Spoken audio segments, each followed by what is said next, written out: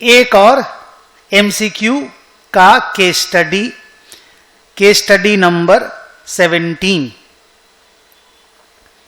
पढ़िए मेरे साथ क्वेश्चन को, उसके बाद एमसीक्यू डिस्कस करेंगे और क्या है ना। स्टार्ट करते हैं।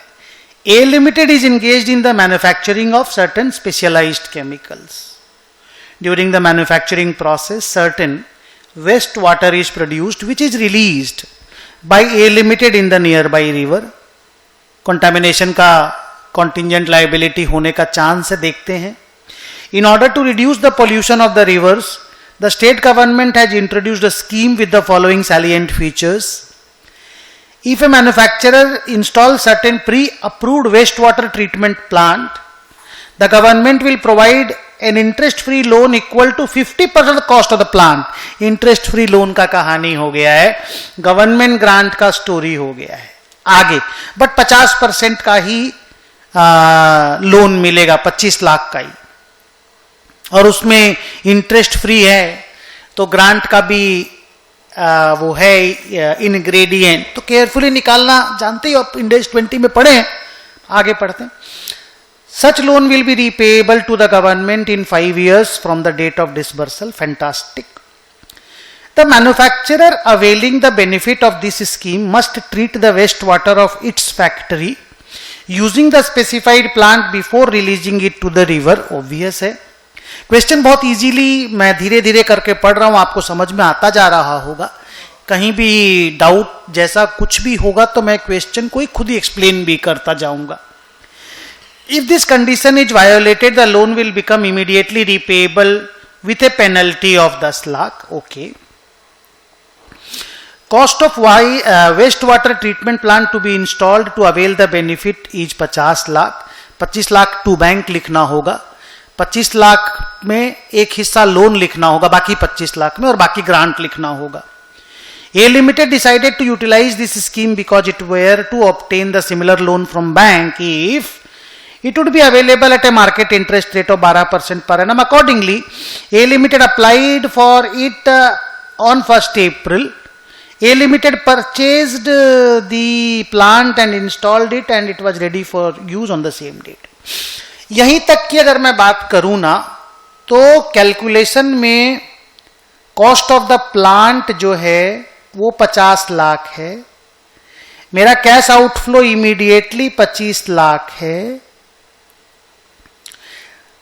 लोन का जो अमाउंट है वो मेरे को 25 लाख का पीवी निकालना पड़ेगा। इन्होंने पीवी फैक्टर नहीं दिया, हम खुद निकाल लेते हैं।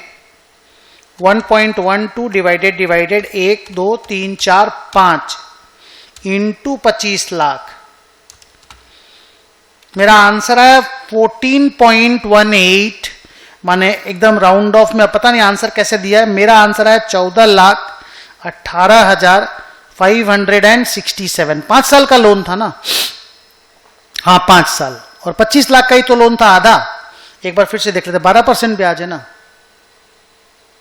हाँ ठीक है, फिर से चेक कर लेते हैं। 1.12 डिवाइडेड 1 2 3 4 5, हाँ 0.567 डिस्काउंटिंग फैक्टर इंटू 25 लाख, हाँ 14.185, हाँ ठीक है। और बाकी जो मेरा डेफर्ड इनकम जिसको गवर्नमेंट ग्रांट बोलोगे, मैं माइनस कर देता हूं 25 से, तो आता है 10.82, exactly 10,81,433।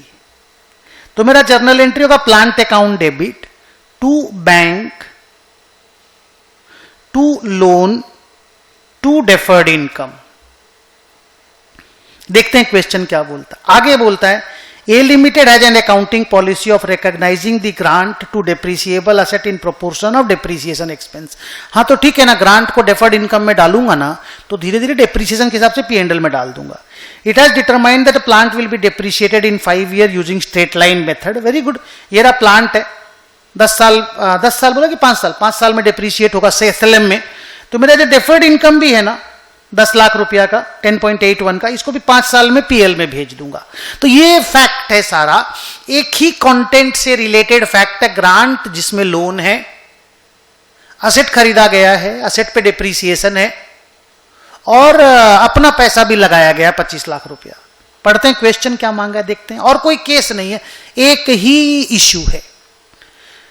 What is the fair value of loan to be initially recorded in the books? 14,18,567. 14,17,500.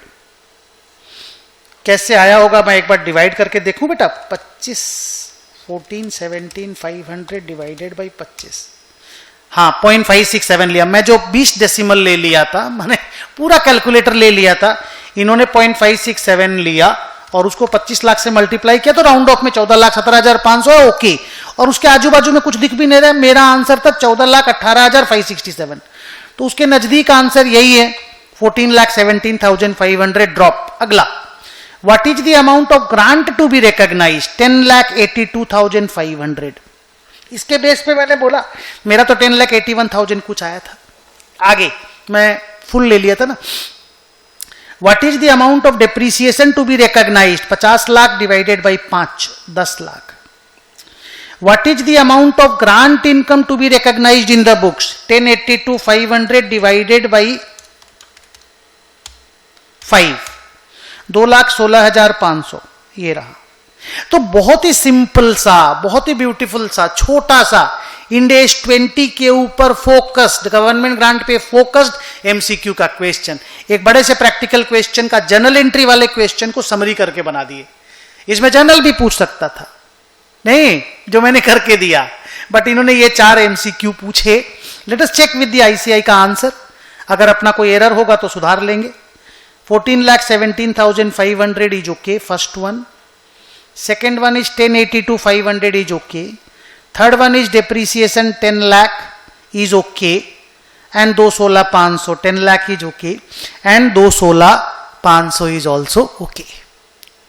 So अब आप देखो कि इस तरह का केस स्टडी को किस तरह से ये लोग क्वेश्चन को डिजाइन करके प्रैक्टिकल टच डाल करके केस स्टडी बनाते हैं आपके लिए।